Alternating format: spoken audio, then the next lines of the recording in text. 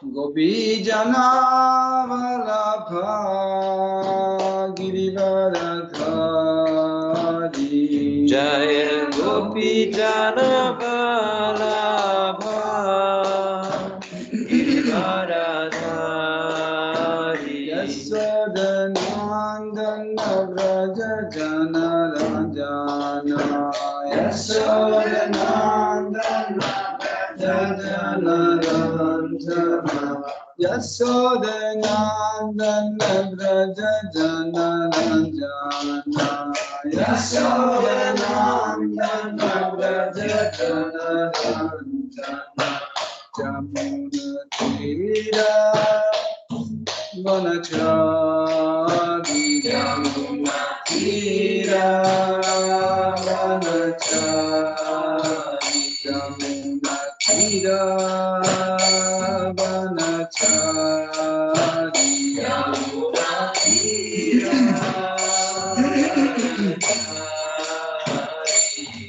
Jaratha Madhava Kunja Vihari Jaratha Kunja Vihari Jaya Ratha Madhava Kunja Vihari Jaya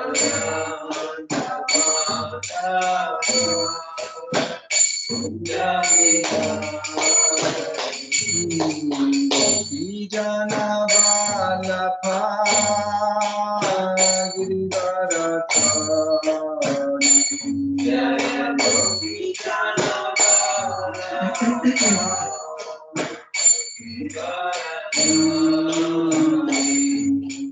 Gopijana Vallabha Girivaradhari Jaya Gopijana Vallabha Girivaradhari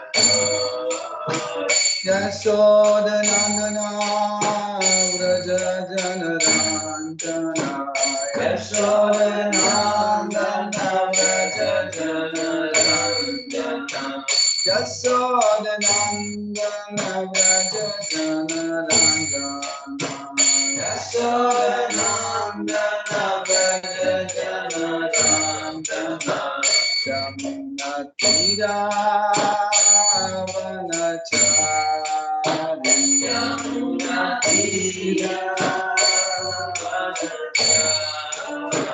Jamuna Tira Vanachari Jamuna Tira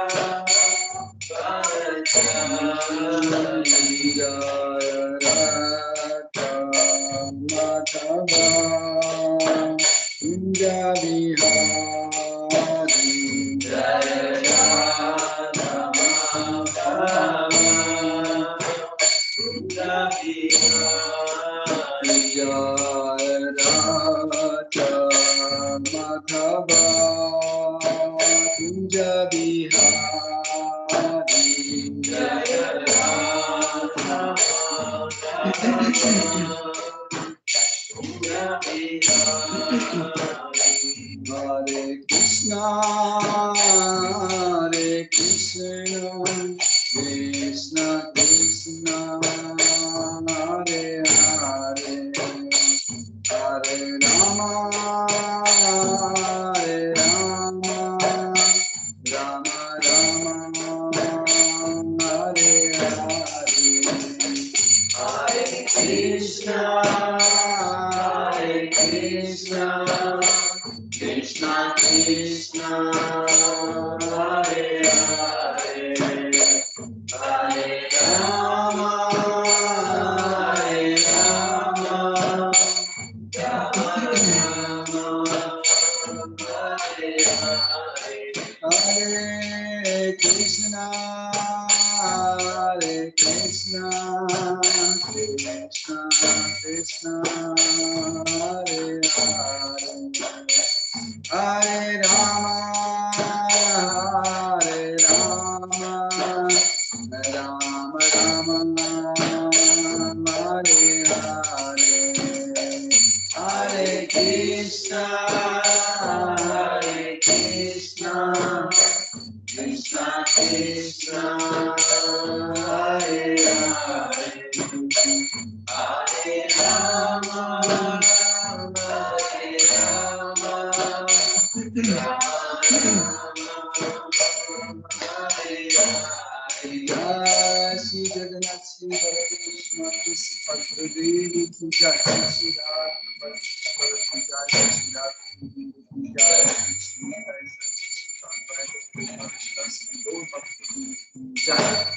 Jagannath स्वामी पावन की जय, गौरांग की जय, ऋषि गौर की जय, सीताराम लक्ष्मण हनुमान भरत शत्रुघ्न जय, महारानी बच्ची की जय, महाराज जय, श्री गुरु परम्परा की जय, श्री प्रभुपाद पतित पावन की जय, सरस्वती जय,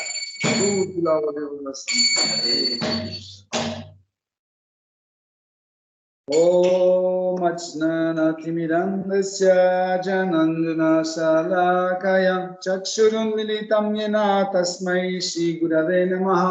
श्रीचैतन्यमनोभीष्टं स्थापितं येन भूतले स्वयं रूपा कदमयं ददाति स्वपदान्तिकं वन्देऽहं श्रीगुरो श्रीयुतपादकमलं श्रीगुरुं वैष्णवं श्रीरूपं सग्रजतं सहगना रघुनाथं वितं सजीवं साद्वैतं समदूतं परिजनसहितं कृष्ण चैतन्यदेवं श्रीराधा कृष्ण पदा सहगना ललिता श्रीविशाखं वितांश्च हे कृष्ण करुणा सिन्धु दीनबन्धु जगत्पते गोपेश गोपीक कान्त राधाकान्त नमोऽस्तुते ताप्ता कांचन गौरांगी राधे वृंदावनेश्वरी वृषभानुसुतदेवी प्रणमामि हरिप्रिये वाञ्छाकल्पतरुभ्यश्च कृपा सिन्धुभ्य एव च पतितानां पावनेभ्यो वैष्णवेभ्यो नमो नमः। नमः ॐ विष्णुपदाय कृष्ण पृष्ठाय भूतले श्रीमते भक्तिवेदान्त स्वामिनिति नामिने नमस्ते सरस्वती देवी गौरवाणी प्रचारिणे निर्विशेष शून्यवादी पश्चाच्च देशतारिणे जय श्री कृष्ण चैतन्य प्रभु नित्यानंद श्री अद्वैत गदाधर शिवासदि गौर भक्त वृंद हरे कृष्ण कृष्ण कृष्ण हरे हरे हरे राम राम राम हरे हरे हरे नाम एव केवलं कलो नास्ति गतिरन्यतः। ओम नमो भगवते वासुदेवाय। ओम नमो भगवते वासुदेवाय। ओम नमो भगवते वासुदेवाय। ओम नमो भगवते वासुदेवाय। ओम नमो भगवते वासुदेवाय। ओम नमो भगवते वासुदेवाय। Hare Krishna, chers dévots, nous continuons nos études de Srimad Bhagavatam que nous avons arrêté il y a longtemps à cause de diverses épreuves que Yoga Vedika a passées. Donc aujourd'hui, nous reprenons le Srimad Bhagavatam, 4e chant, 9e chapitre, à partir du verset 18. Maitreya uvacha abhishtuta evam vai satsankalpina thimata britanurakto bhagavan pratinam yedam abravit. 18-19. 18-19, avec le ténor. Verset 18. Le sage Maitreya poursuivit. Cher Vidura, lorsque Dhruva Maharaj, dont le cœur ne recelait que de bonnes intentions, eut achevé sa prière, le Seigneur suprême, la personne divine, qui fait preuve d'une grande bienveillance envers ses dévots et ses serviteurs, lui adressa des compliments en lui tenant les propos qui suivent. Verset 19. Dieu, la personne suprême, dit: Cher Dhruva, fils de roi, tu as observé des vœux de sainteté. Et je connais également le désir que tu nourris en ton cœur. Bien qu'il soit très ambitieux et fort difficile à combler, je vais t'accorder la satisfaction de ce désir. Tu as toutes mes bénédictions. Teneur est portée par sa divine grâce Bhaktivedanta Swami Prabhupada. La bienveillance du Seigneur pour son dévot était si grande qu'il dit d'emblée à Dhruva Maharaj: Tu as toutes mes bénédictions. Le fait est qu'en son fort intérieur, Dhruva Maharaj ressentait une très vive inquiétude, car c'est en aspirant à un bienfait matériel qu'il avait pratiqué le service de dévotion, et cela l'empêchait d'atteindre le stade de l'amour pour Dieu. La Bhagavad Gita, chapitre 2, verset 44, enseigne à ce propos. Bhogaishvarya prasaktanam. Ceux qui sont attachés au plaisir matériel ne peuvent ressentir d'attirance pour le service de dévotion. Or, en vérité, il était indéniable que Dhruva Maharaj désirait du fond du cœur, un royaume qui surpassait de loin Brahmaloka. Pour un kshatriya, il ne s'agissait là que d'un désir naturel. En outre, il n'avait que 5 ans, et son désir était celui d'un enfant.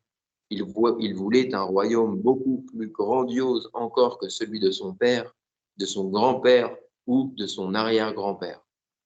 Or, son père, c'était Uttanapad, le fils de Manu, qui lui-même était le fils de Brahma. Dhruva voulait donc dépasser toutes ces hautes personnalités qui composaient sa famille. Le Seigneur connaissait l'ambition puérile de Dhruva Maharaj, mais comment pouvait-il lui offrir une position plus prestigieuse encore que celle de Brahma? Le Seigneur donna néanmoins à Dhruva Maharaj l'assurance qu'il lui garderait toujours son amour. Pour l'encourager, il lui affirma qu'il ne devait pas s'inquiéter de ce qu'il nourrissait puérilement des désirs matériels tout en ayant en lui la pure aspiration d'être un grand bhakta. En général, le Seigneur n'accorde pas d'opulence matérielle à son pur dévot, même si ce dernier en manifeste le désir. Mais il n'en était pas de même pour le cas de Dhruva Maharaj. En effet, le Seigneur savait que c'était un bhakta si avancé que même s'il vivait dans l'opulence matérielle, il ne se lasserait jamais détourner de son amour pour Dieu. Cet exemple illustre le fait qu'un bhakta hautement accompli peut avoir les moyens de jouir de plaisirs matériels et tout à la fois de vivre pour l'amour de Dieu. Toutefois, il s'agissait ici d'un cas exceptionnel.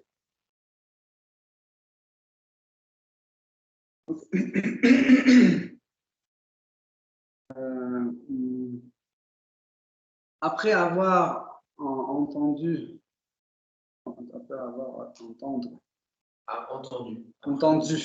après avoir entendu les prières de Dhruva Maharaj, le Seigneur suprême Kshirodakashala Vishnu a dit. Ce qui est intéressant, on peut dire pourquoi le Seigneur suprême écoutait aussi attentivement son dévot, ou de toute façon on peut dire Dieu il connaît tout. Quelle est l'idée d'écouter, perdre le temps, etc. S'il connaît tout, etc. En fait, il s'agit d'une relation entre un bhakta et Seigneur suprême.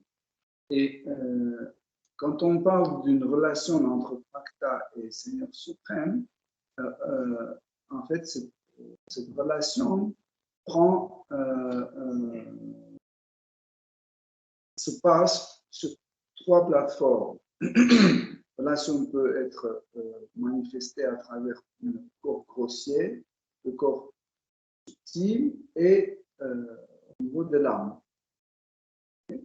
Donc, par exemple, ma relation avec Seigneur suprême sur le niveau corps grossier peuvent être manifestées en fait, sur ce niveau-là. Bon, par exemple, je lave le sol ici.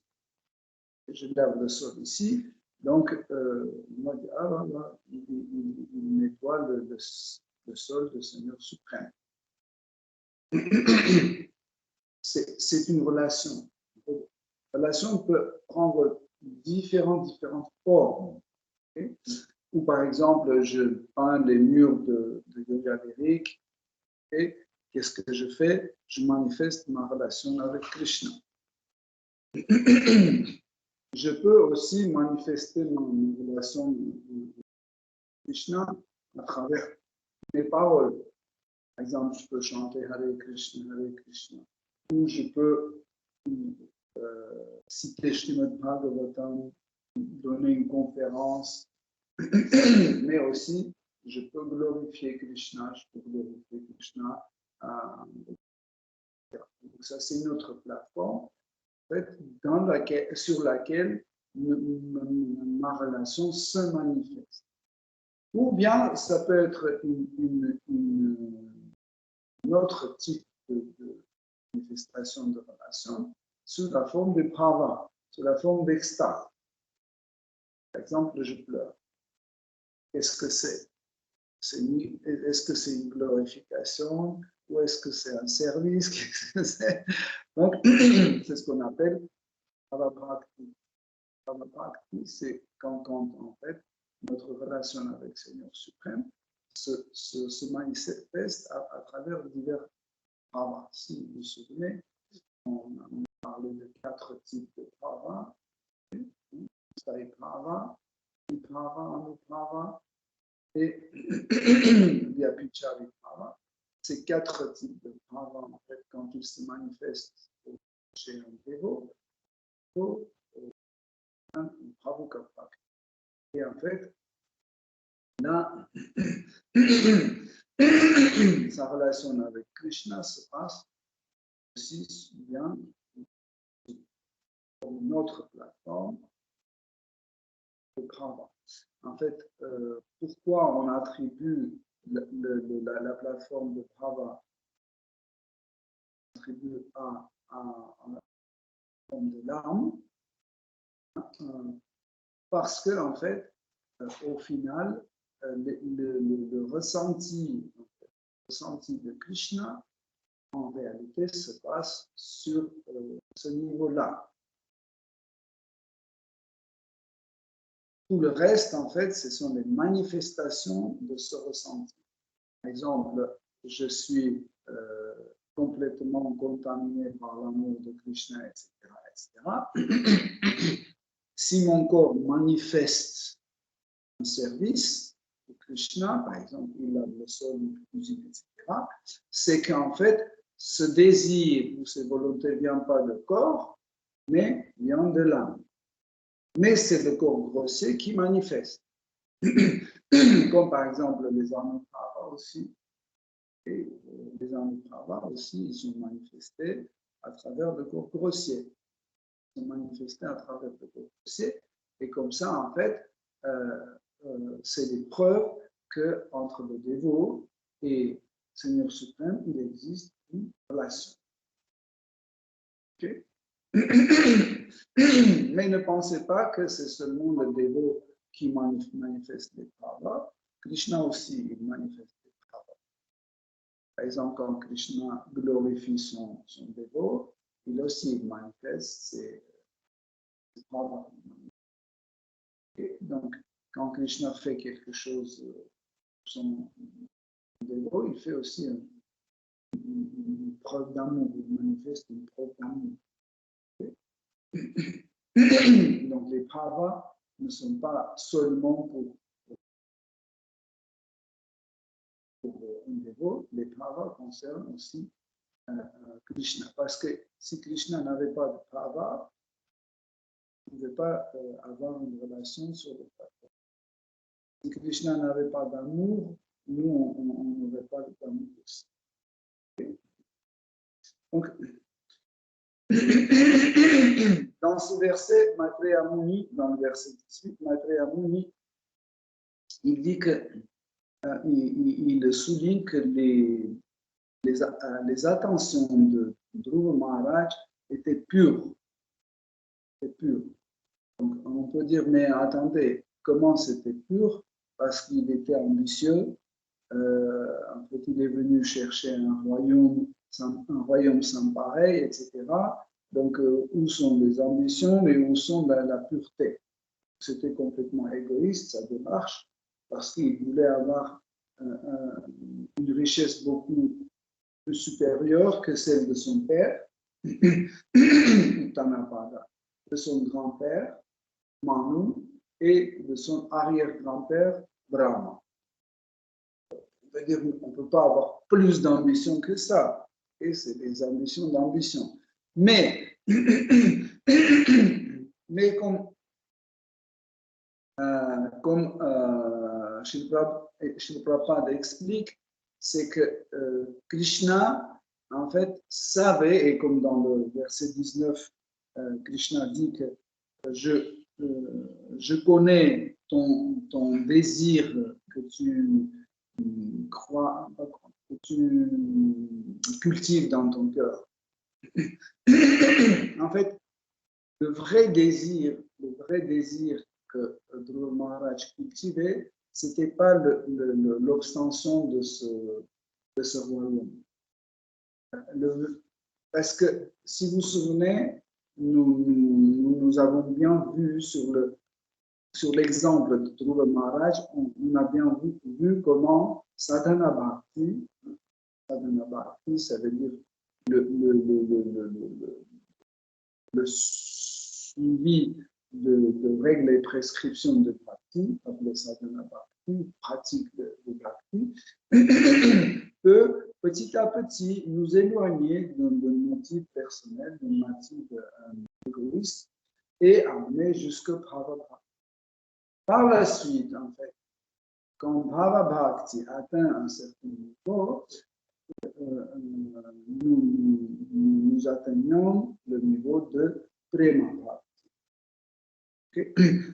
Et nous avons bien vu, sur l'exemple de Dhruva Maharaj, nous avons vu tous ces changements étape par étape. Donc, en réalité, quand Dhruva Maharaj a déjà atteint dans sa pratique, il atteint le niveau Ruchi, par la suite il atteint le niveau Asakti, ça veut dire qu'il a déjà développé un goût pour le service dévotionnel.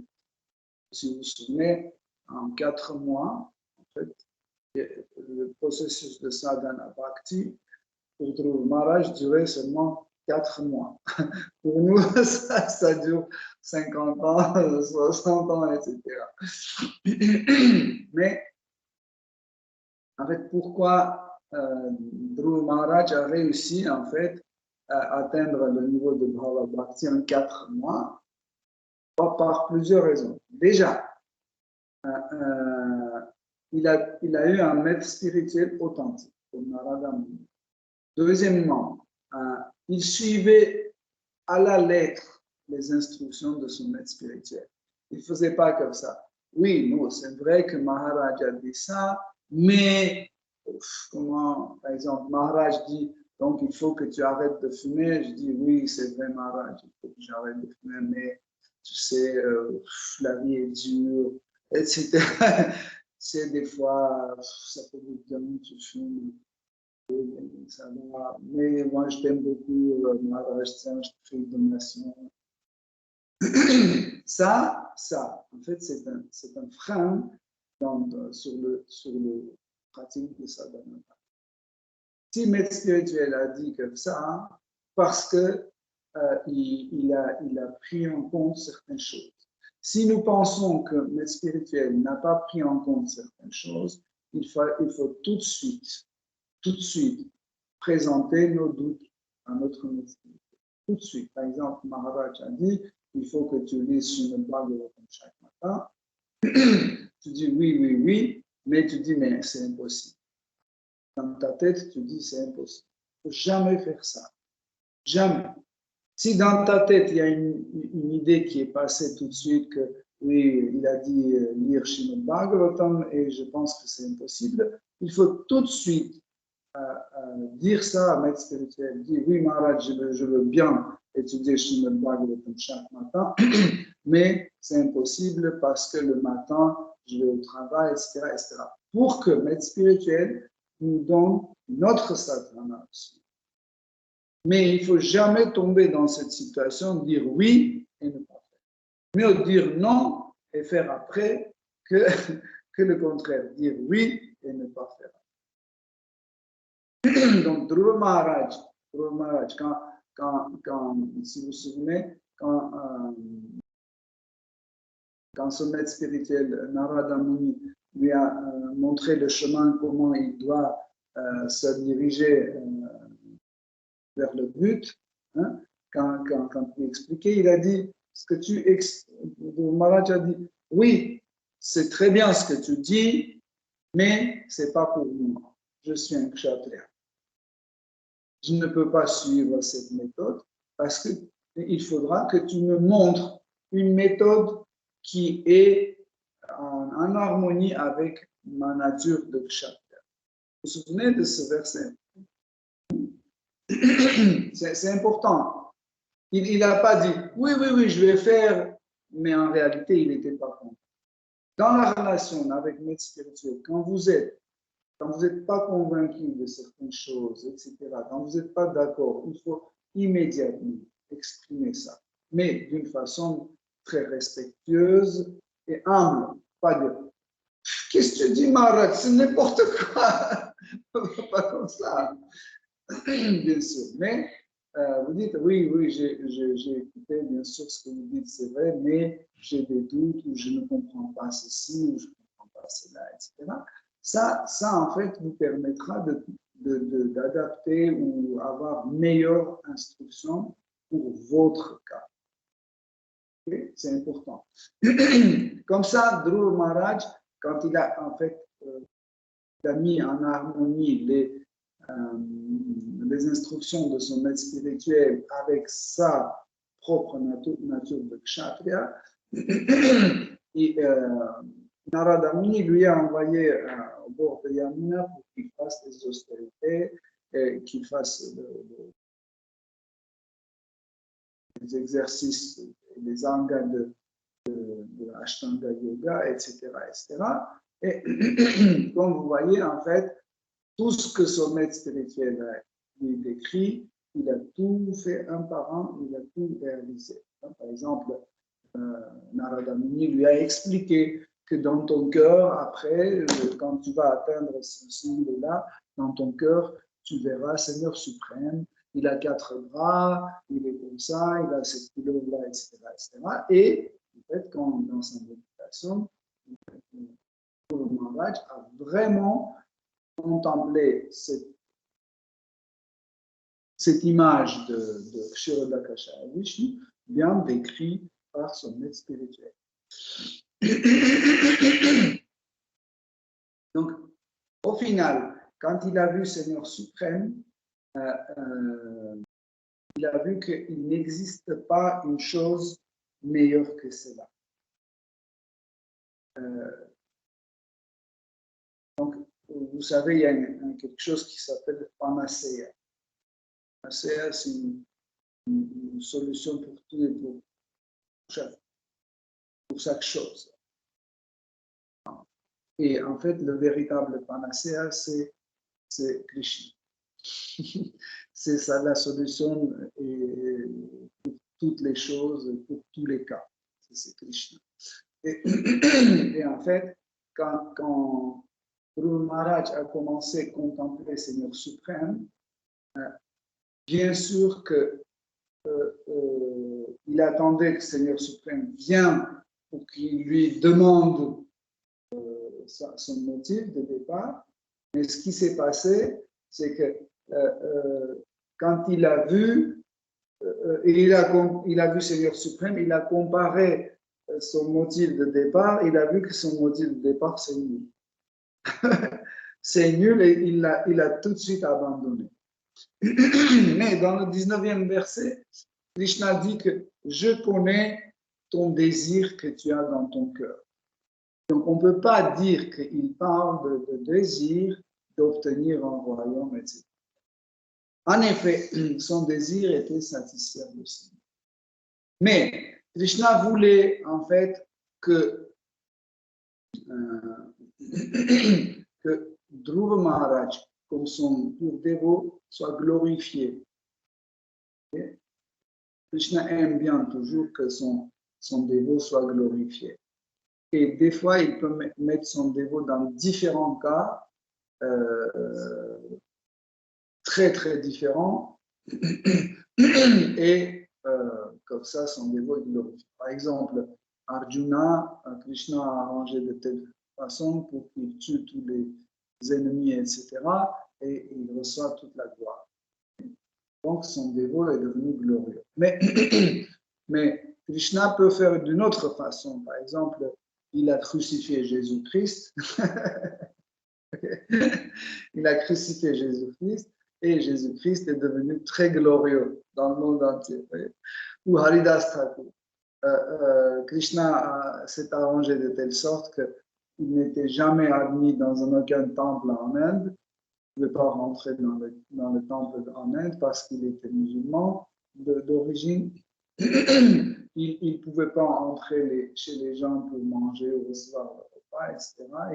Il mangeait toujours dehors. Bref, il était battu, persécuté, etc., etc. Et comme ça, Krishna lui est rendu très, très glorieux. Toute gloire à Haridas Thakur, lui-même, Shri Chaitanya Mahaprabhu, l'a nommé comme Acharya de ce monde. Donc, voilà pourquoi, en effet, Kshirodakasha Vishnu, dans cet épisode, il dit que je connais ce que tu as dans ton cœur.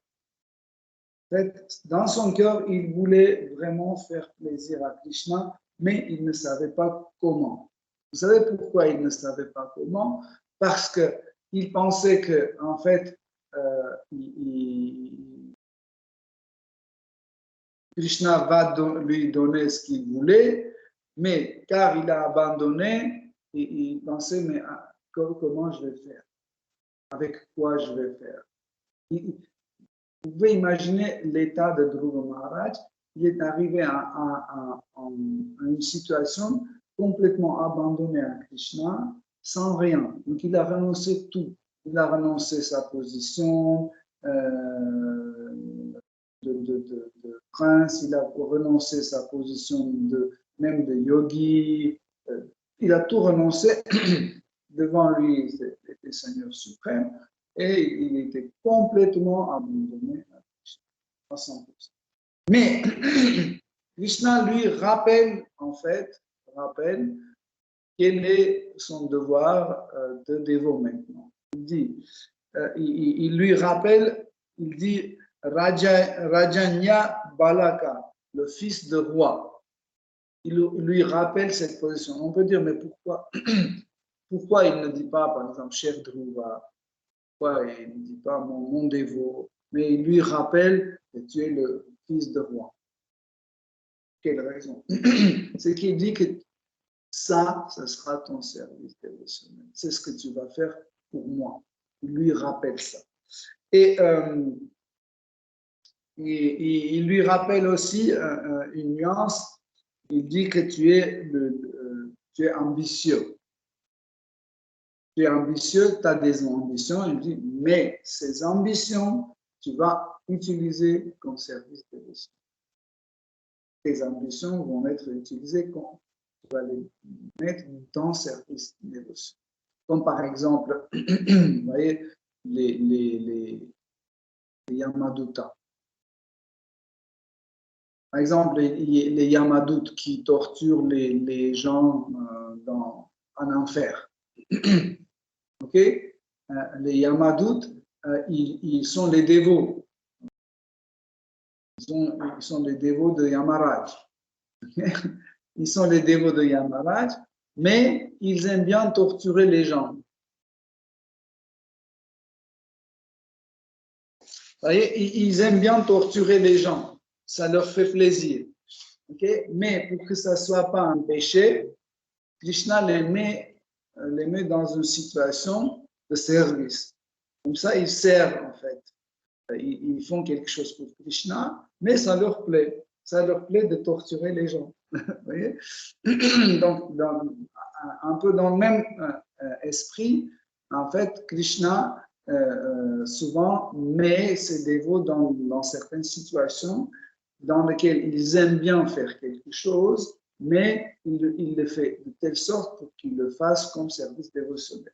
Par exemple, les demi-dieux. Les demi-dieux aiment bien contrôler le monde. ça c'est un désir qui reste en fait au fond d'un pur dévot, mais pour que ça ne soit pas un désir pécheur, un désir pécheur, Krishna le met dans la situation de service dévotionnel. Okay? Donc, et du coup, ce qu'ils font, ils contrôlent cet univers pour faire plaisir à Krishna. Comme ça, en fait, le désir égoïste se neutralise ou disparaît. Vous comprenez la nuance, c'est très très important. En fait, la même chose s'est passée avec Dhruva Maharaj. Okay? Et Krishna a dit que je vais te donner ce que tu veux, en fait, et t'inquiète pas, tu vas réussir. On va lire la suite, c'est 20-21. Verset 20-21. Dieu, la personne suprême, poursuivit. Cher Dhruva, je vais t'accorder l'astre lumineux connu sous le nom d'étoile polaire, qui continuera d'exister même après la dissolution des mondes, à la fin d'une journée de Brahma. Nul n'a jamais régné sur une planète qu'entourent tous les systèmes solaires, les planètes et les étoiles. Tous les luminaires du ciel exécutent une ronde autour d'elle, comme les bœufs qui tournent autour d'un axe afin de moudre le grain. Gardant l'étoile polaire à leur droite, toutes les étoiles habitées par les grands sages comme Dharma, Agni, Kashyapa et Shukra gravitent autour de cet axe, de cet astre, qui continuera d'exister même après la destruction de tous les autres.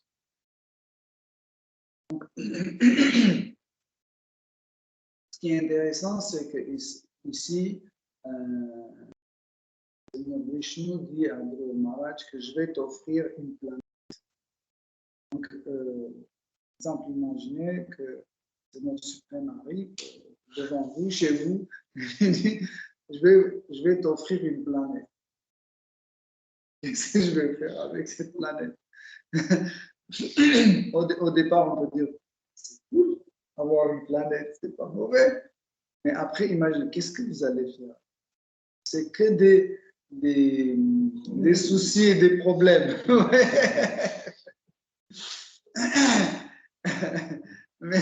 mais ici, dans le cas de Dhruva Maharaj, en fait, cette planète devient un outil de service dévotionnel.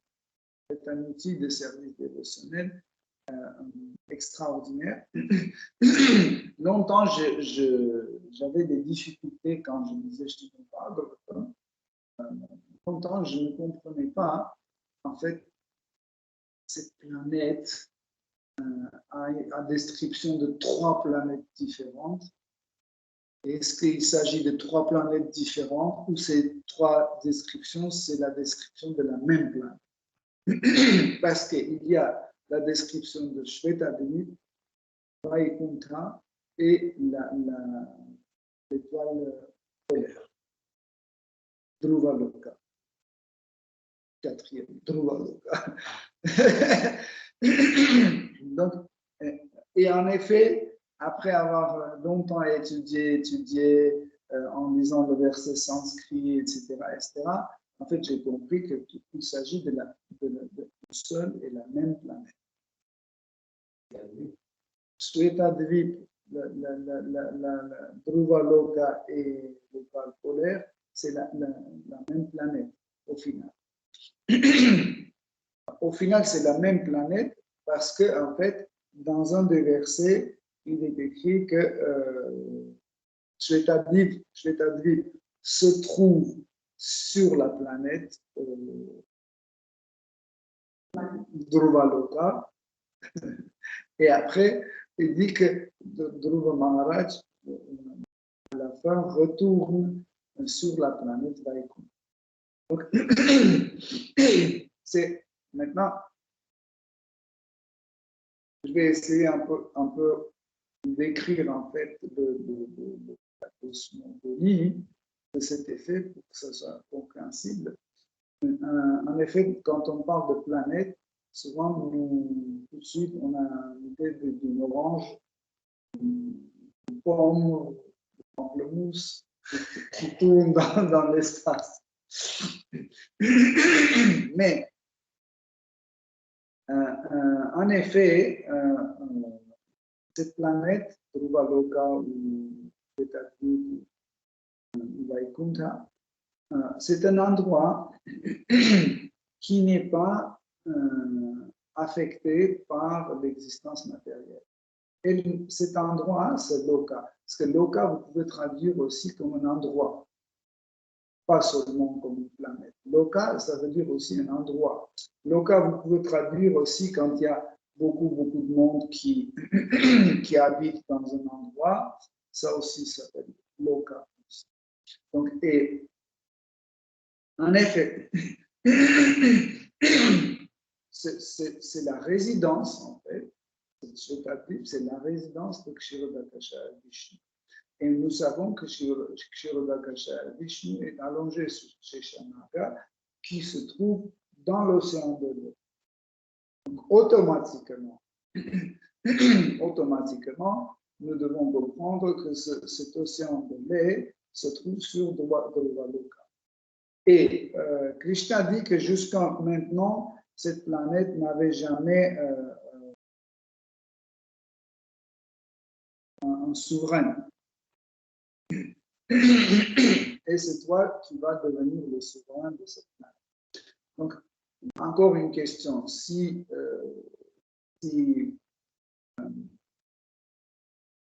Kshirodakasha Vishnu est sur cette planète, donc c'est lui le Seigneur de cette planète, c'est lui le souverain. Qu'est-ce qu'il fait? Comment il a offert?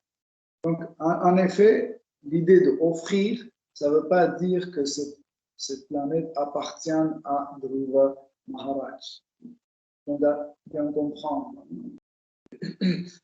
Quand Krishna dit dans ce verset que je vais t'offrir une planète, ça veut dire que c'est là où tu vas faire ton service.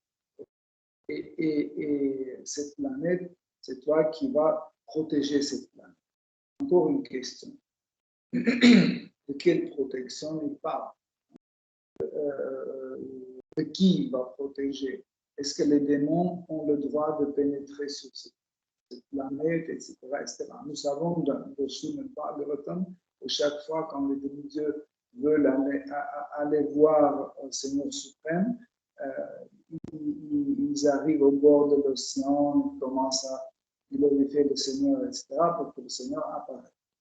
Même les demi-dieux, ils n'ont pas le droit d'entrer sur cette planète. Okay? Et dans ce cas-là, l'idée, c'est qu'est-ce que ça veut dire, cette planète est en moi? Cette idée, moi, ce matin, je réfléchissais beaucoup sur ce sujet. Qu'est-ce que ça veut dire? C'est en moi. Donc, imaginez Dhruva Maharaj est entré sur cette planète et dit, mon Seigneur Vishnu m'a donné cette planète. Comment dois-je comprendre ça? Qu'est-ce qu'il va faire avec cette planète? Donc, si on dit, bon, je t'offre Chandra-loka, la Terre, etc., on peut comprendre, par exemple, tu rétablis le système Varnashrama-dharma sur planète, je ne sais pas, tu fais le mouvement de Harinam Sankirtan, tu fais la distribution des livres de Prabhupada. Tu peux imaginer quelque chose comme ça, tu peux ouvrir les temples, etc. Mais sur une planète Vaikuntha, comme Shvetadvip ou comme Dhruva-loka, en fait, c'est pas la peine de distribuer les livres, c'est pas la peine de faire le mouvement de Harinam Sankirtan. Qu'est-ce qu'on doit faire là-bas? Service, on peut imaginer. On peut imaginer un service. Par exemple, quand il y a la description de planète Vaikuntha, comment les serviteurs du Seigneur Vishnu, ils enlèvent la poussière de marbre, mais il n'y a pas de poussière, mais chaque jour il frotte. Il trouve ce service. Ça, c'est compréhensible. Je peux imaginer qu'est-ce que je peux faire comme service. Mais qu'est-ce que je peux faire comme service en étant le souverain de cette planète, je ne peux pas imaginer. En fait, seule chose que tu peux imaginer, c'est de prendre soin à chaque habitant de cette planète.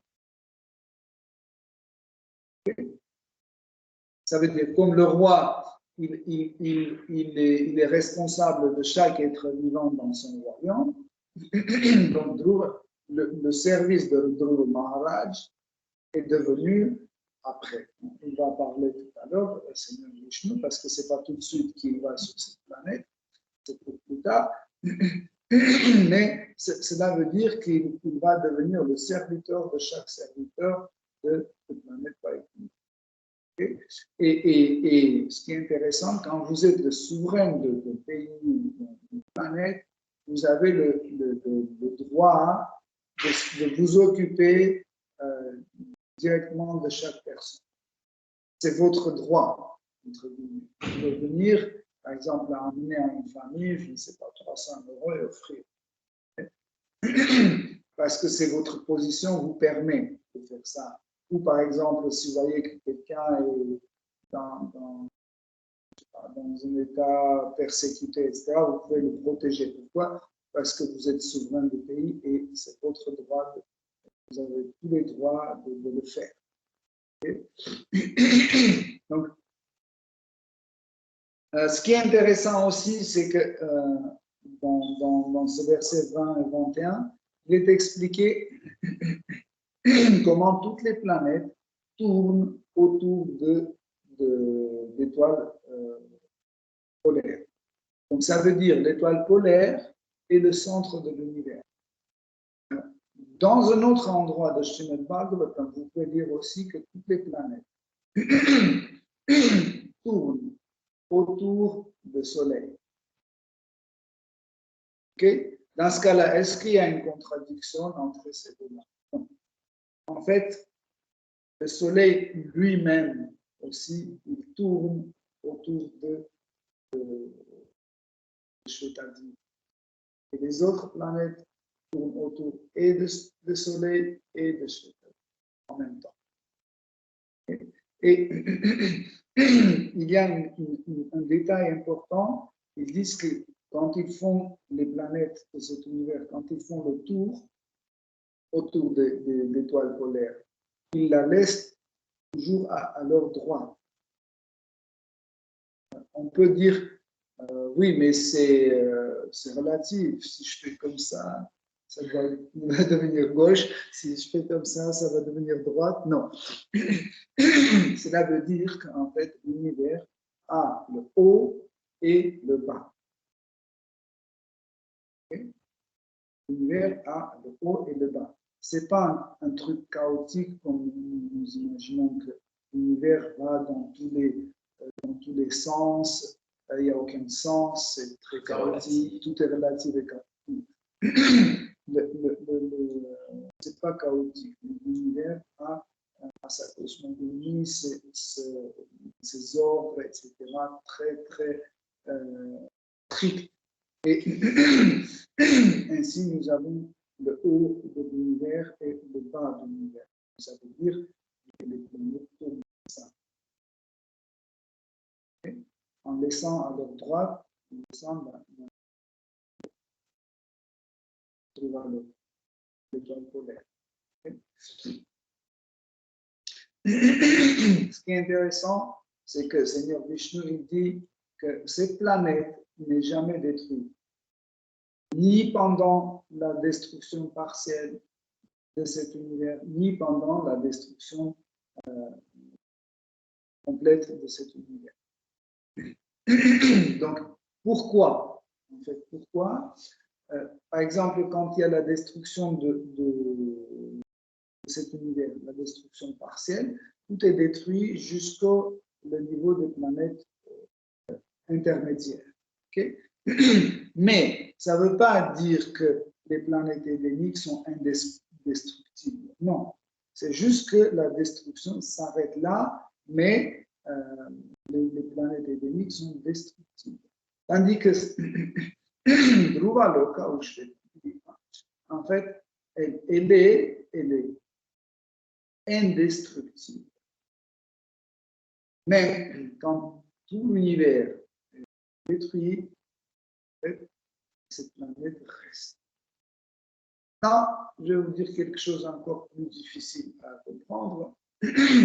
En fait, le principe de ce loka, qui est présent dans notre univers, ce principe existe pour chaque univers. Chaque bulle qui sort de corps de Vishnu a le même principe, de même Vaikuntha à chaque intérieur de chaque univers. Et ce qui est intéressant, c'est la même planète. C'est comme on parlait, oui, comme on a parlé hier, avant-hier de Tulasi, c'est la même personne qui est dans le corps. De même sorte, en fait, cette planète Vaikuntha est la même dans chaque univers, mais c'est la même planète. C'est la même planète qui est vue, visitée dans différents lieux. C'est un peu difficile à comprendre. Imaginez, prenons le musée du Louvre. Imaginez le musée du Louvre. Okay, donc, pour aller au musée du Louvre, vous prenez le métro, etc., etc. Vous allez à la place de la Concorde, vous sortez, vous entrez au musée du Louvre. Okay. Mais imaginez que vous allez à Moscou, vous prenez le métro, vous sortez sur la, je sais pas, sur la place rouge à Moscou et vous passez par la porte et vous rentrez dans le même musée du Louvre. Pareil, vous allez à New York, vous êtes sur Seconde Avenue, vous passez par la porte et vous entrez dans le même musée du Louvre. Vous avez compris? Donc, en fait, c'est le même Kshirodakasha Vishnu qui est présent sur la même planète dans chaque univers. Et quand il y a la destruction de toute cette planète, tous ces univers, en fait, cette loka, ou cette planète, reste indestructible parce que c'est le demeure éternel de Seigneur Vishnu. Et c'est dans la catégorie des planètes Vaikuntha. Donc, automatiquement, quand on dit une planète Vaikuntha, automatiquement, on doit sous-entendre qu'il y a une vie sur cette planète, il y a des relations avec Seigneur Krishna, il y a des différentes formes de rasa avec Seigneur Kshirodakasha Vishnu. Vous voyez, c'est extraordinaire. Pourquoi? Parce qu'en fait, c'est une relation, une certaine forme de rasa avec Kshirodakasha Vishnu qui n'est pas présent dans le monde, dans la partie du monde spirituel au-delà de la sphère matérielle. Je ne sais pas si vous saisissez. Imaginez ça, c'est la sphère matérielle. Okay. Ici, à l'intérieur, vous avez cette planète Vaikuntha. Okay. De Shvetadri. Mais sur lui, c'est Kshirodakasha Vishnu. Ici, à l'extérieur,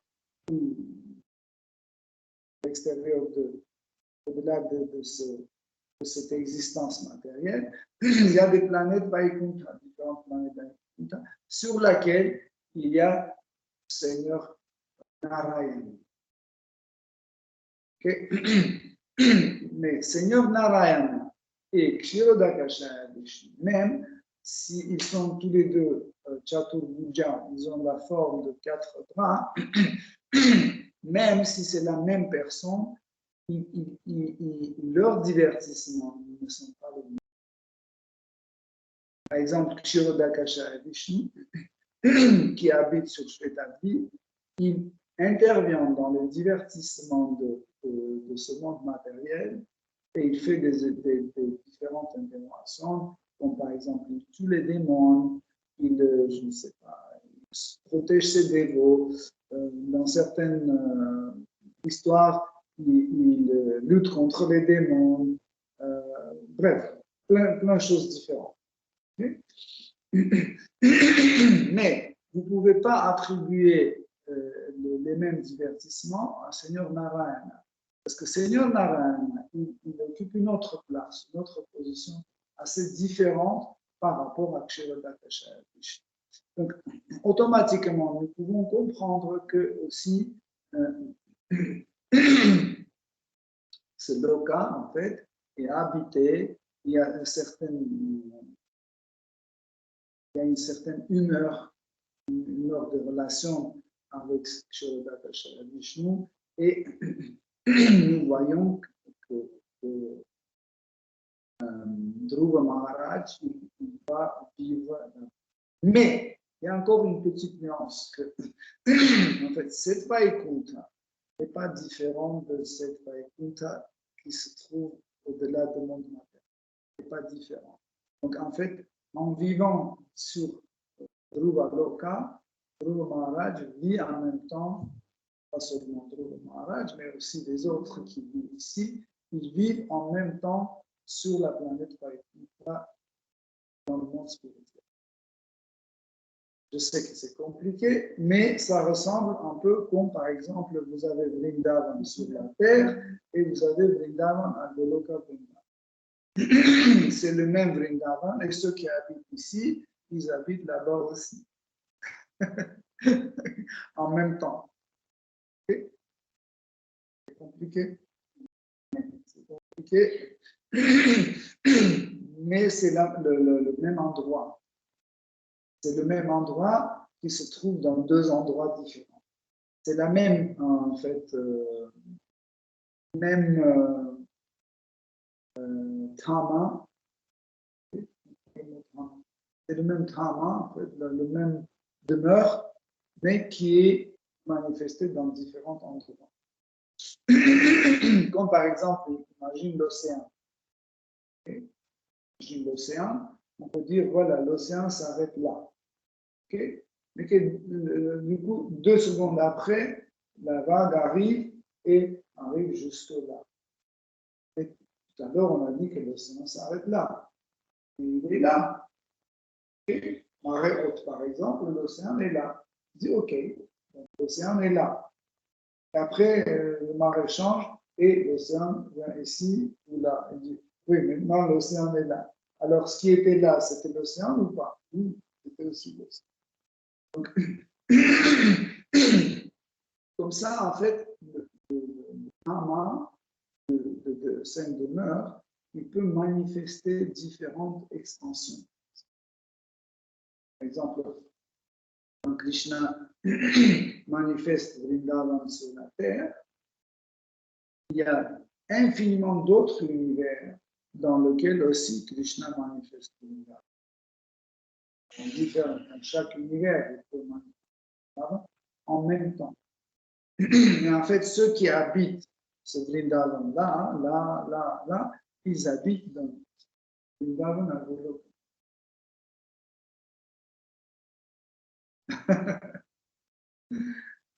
Ok. Par exemple, quand tu vas à New York, ça ne veut pas dire que tu n'habites plus à Paris. Okay? Mais il faut que à New York, tu trouves Tour Eiffel, Louvre, Place de la Concorde. Si tout ça existe là-bas, donc ça veut dire en se trouvant là-bas, tu te trouves en même temps à Paris aussi. Donc si tu habites ici, en séjournant là-bas, tu continues à habiter ici. Pourquoi? Parce que tout ce que tu as ici, tu as là-bas.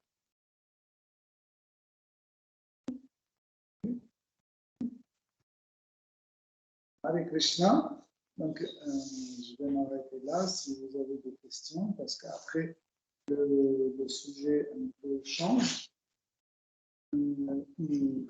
Seigneur Vishnu explique à Dhruva Maharaj son futur, qu'est-ce qu'il doit faire. Et après, il va le quitter. Donc ça, on va voir dimanche prochain. Si vous avez des questions.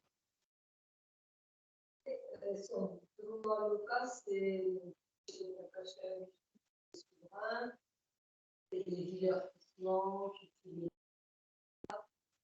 gens qui habitent dans le monde.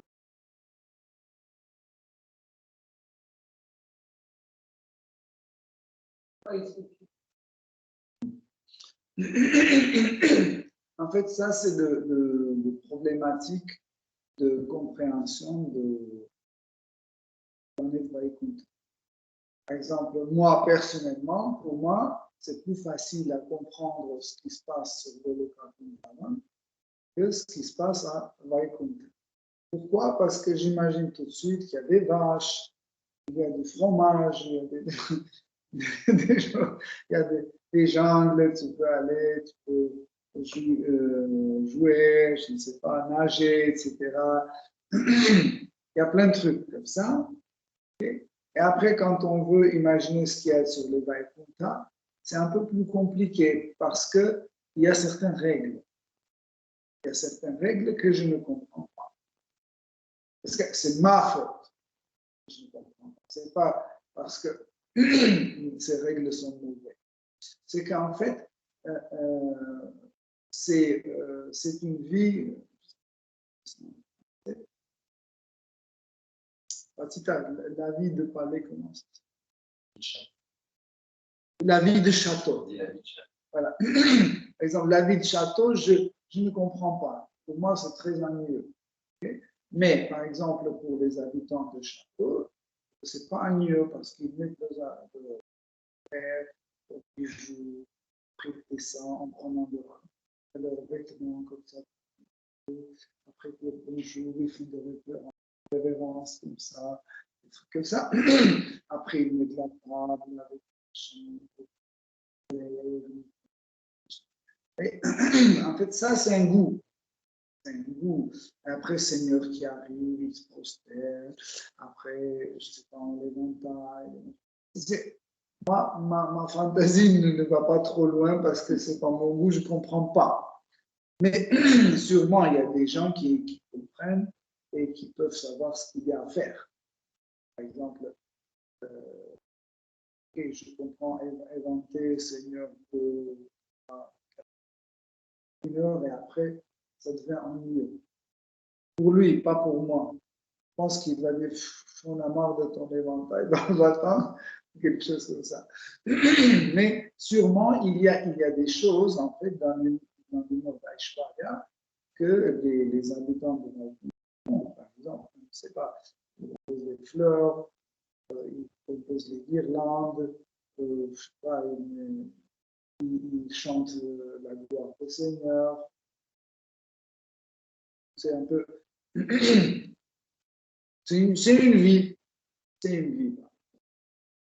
C'est une vie différente, qui est différente de Dvaraka, de Mathura. C'est comme ça. Il n'y a pas d'histoire. Si, par exemple, il peut dire que le Seigneur, aujourd'hui, il est triste. Triste est une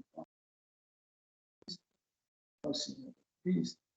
On parle après, il commence à avoir une histoire, parce que, je ne sais pas, un perroquet est tombé dans l'eau, le Seigneur est triste. Je ne sais pas, j'invente, mais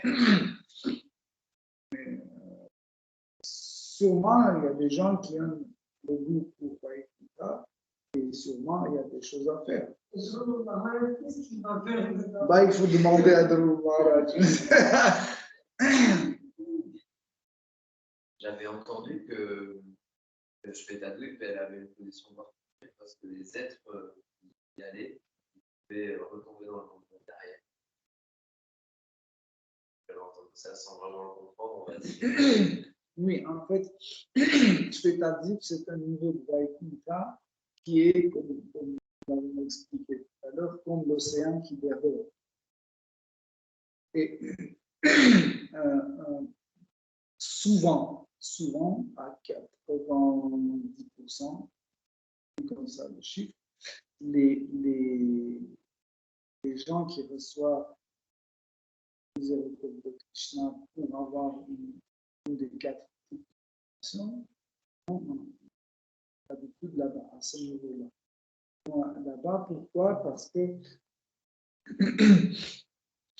que en fait, c'est un niveau spirituel qui permet de développer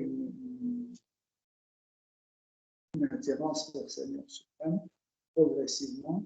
Et des fois, il peut arriver qu'ils ne pas profiter de cette occasion et ils peuvent retourner. Ce n'est pas parce qu'ils ont fait quelque chose de mauvais là-bas, etc. Juste, ils n'ont pas profité. C'est comme, par exemple, on vous donne un chèque cadeau, par exemple, qui est valable jusqu'au 31 décembre. Vous avez ce chèque cadeau, mais au moment quand vous n'avez pas profité, bah, c'est fini.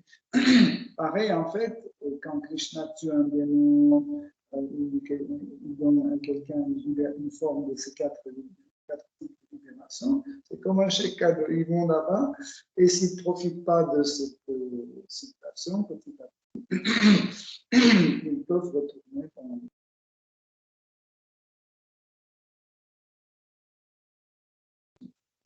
C'est parce que, encore une fois, c'est une expansion de Vaikunth.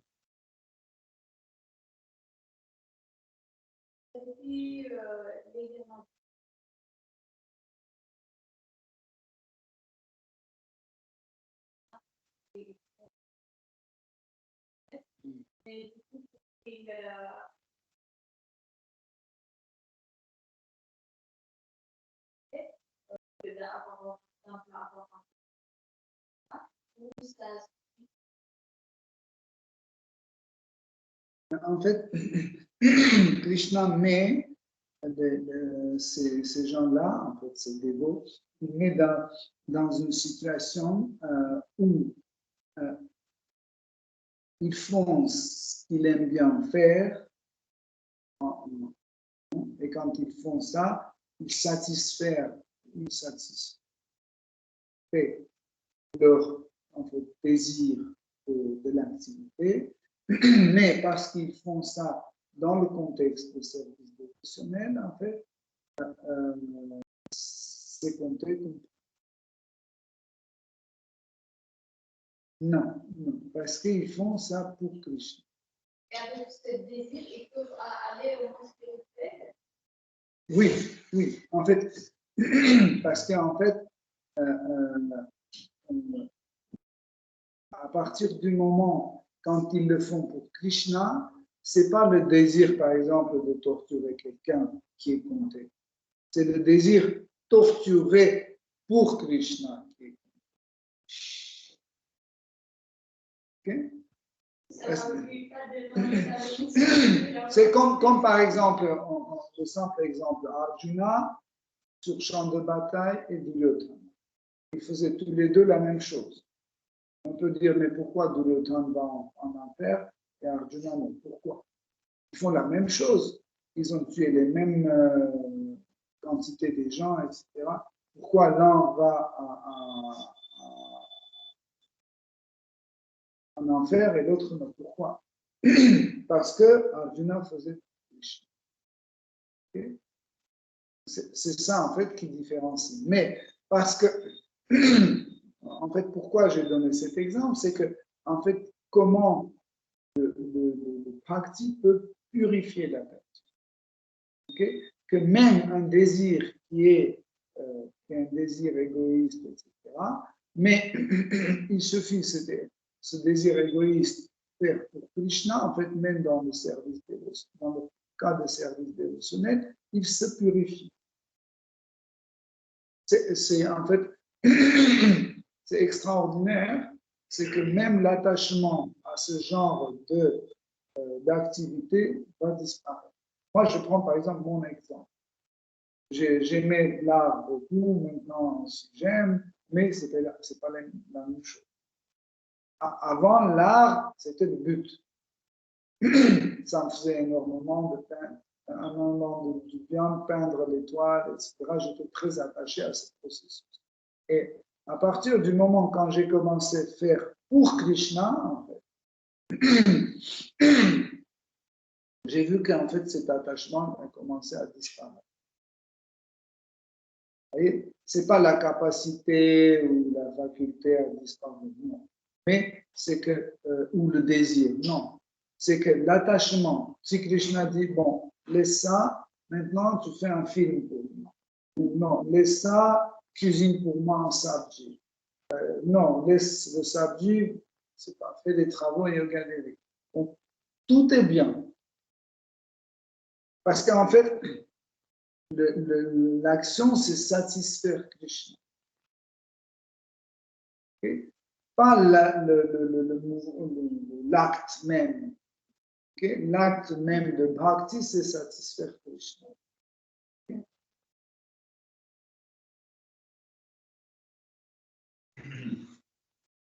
Je n'ai pas les références exactes, mais dans plusieurs prières adressées à Krishna, quelquefois, certains dévots, dans le Bhagavatam, ils s'expriment en comparant, en parlant de l'attachement de Lakshmi Devi au Seigneur Vishnu, et lui disent Lakshmi Devi est attachée à tes pieds, et malgré ça, toi, tu n'es pas attaché à elle parce que tu es détaché.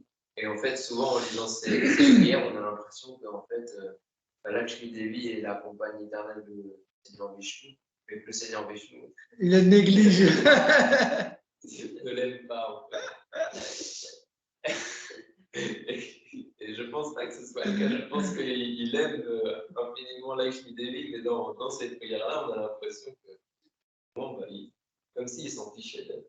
En effet, c'est une forme spéciale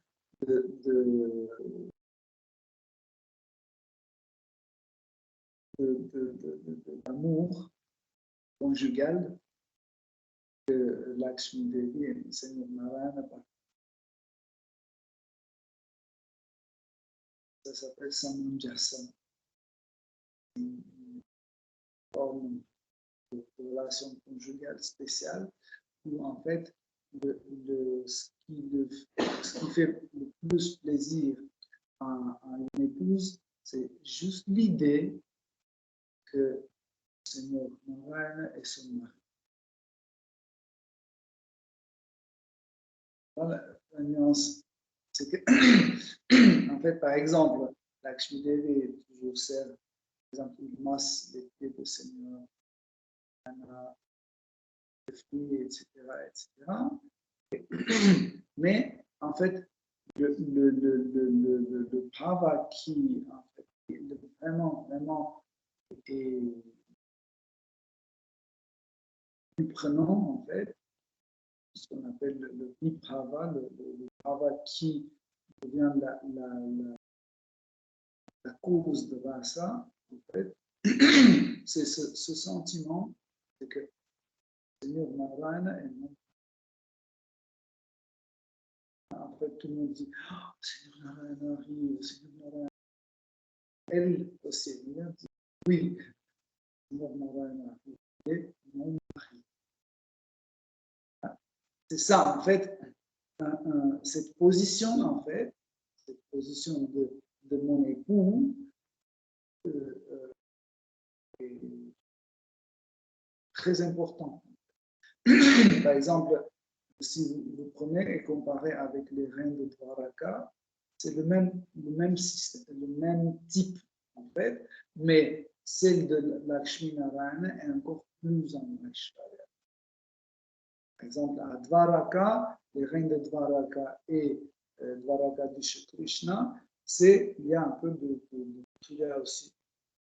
Mais là, c'est vraiment les relations de Lakshmi Narayana. En fait, c'est une relation de ce genre d'amour conjugal. Okay? Et Seigneur Narayana, par son comportement, il maintient cette position. Okay? Il maintient cette distance, tu vois, pour satisfaire Lakshmi. Il maintient en fait sa position il est indifférent. Par exemple, quand il apporte, il prend, il faut ne pas dire merci. Prendre et manger, il dit oui, c'est le maître, le Seigneur, c'est l'humain. Ça, c'est un type de relation conjugale dans Aishwarya. Et en fait, si Seigneur Narayana va faire oh ma chérie, viens t'asseoir ici, etc. Donc, ça ne marchera plus. Okay? Donc, l'idée de mari, ça c'est mon mari va disparaître. Okay? Ça va disparaître tout de suite. C'est assez nuancé à comprendre. Et c'est pas parce que Seigneur Narayana n'aime pas Lakshmi Devi, mais il maintient en fait cette humeur parce que c'est Lakshmi qui veut. Par exemple, Lakshmi Devi est très attachée à l'opulence. Très, très attachée. Par exemple, les gopis sont complètement indifférents. Qui est Krishna? Ils sont complètement indifférents. Il est prince, il n'est pas prince. Pour eux, ça n'a aucune importance. Hein? Ou Krishna est riche ou pas riche, c'est complètement indifférent. Krishna est fort ou pas fort, c'est complètement indifférent. Mais Krishna est fort. En fait, l'aspect de beauté, c'est un des aspects qui forment en fait le mathurya, le goût sucré. C'est ça qui en fait forme. Et par exemple, la puissance ne peut pas apporter mathurya. Ou la richesse ne peut pas. Le contraire.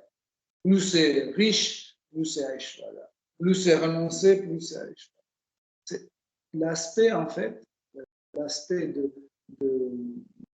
douceur, en fait, l'aspect sucré ou l'aspect mathurya, se cache dans l'aspect de même, par exemple, la gloire. La gloire, tout de suite, crée une distance. Par exemple, imaginez la porte s'ouvre et je ne sais pas. Macron arrive. OK? On ne va pas dire oh Macron, viens. Non, tout de suite, oh monsieur. Pourquoi? Parce qu'en fait, cette gloire crée une distance. Ou par exemple, il y a un yogi qui arrive très austère, comme ça, arrive ici, on sait qu'il est plus austère tout de suite. Cette austérité, à la place d'apporter un mathurya, apporte tout de suite un Aishwarya. On dira Hare Krishna, maître, etc. Tout de suite, il y a un respect, une révérence, etc. Mais pas l'aspect mathurya. Mais imaginez la porte s'ouvre et petit Krishna comme ça. Il ne sait pas même parler, il dit des choses et ça fait rire tout de suite. C'est la beauté. Imaginez Krishna.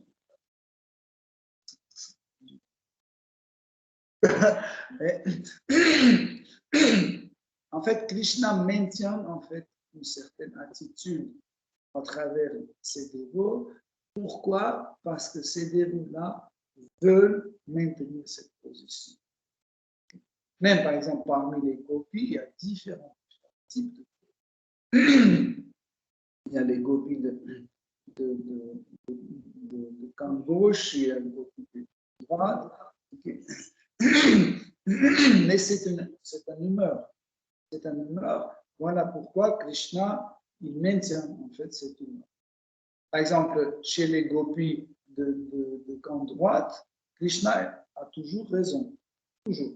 Et Krishna, s'il va là-bas, même s'il a fait des bêtises, il était injuste avec elle, etc., elles vont dire ah oui, tu as raison, tu as raison.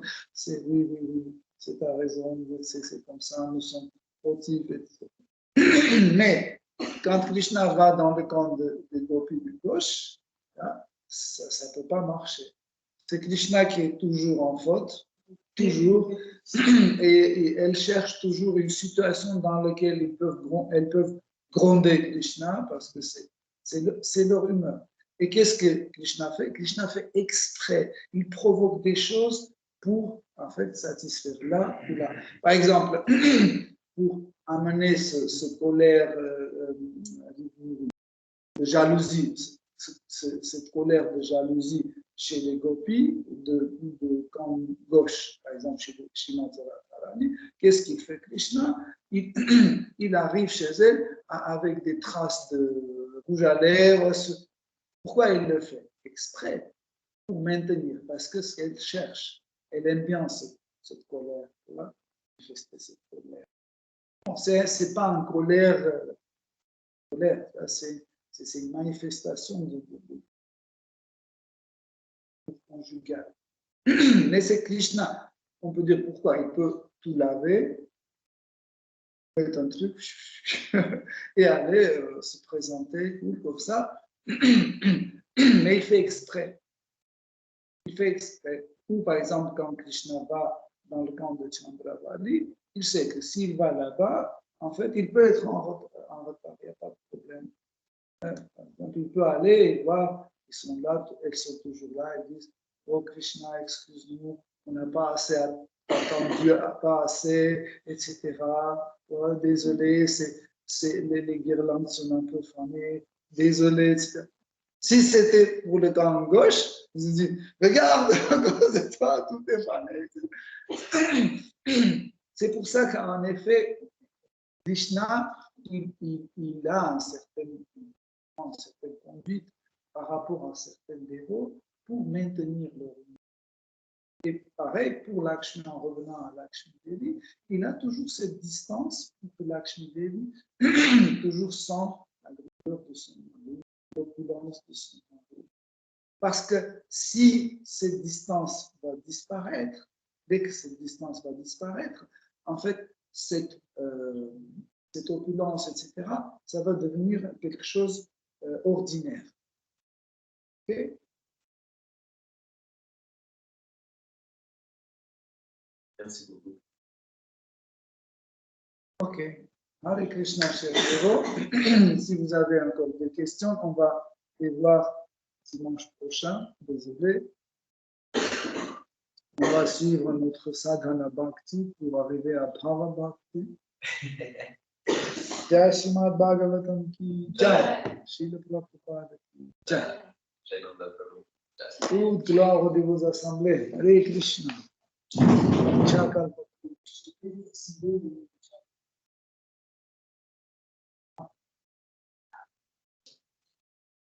Et arriver à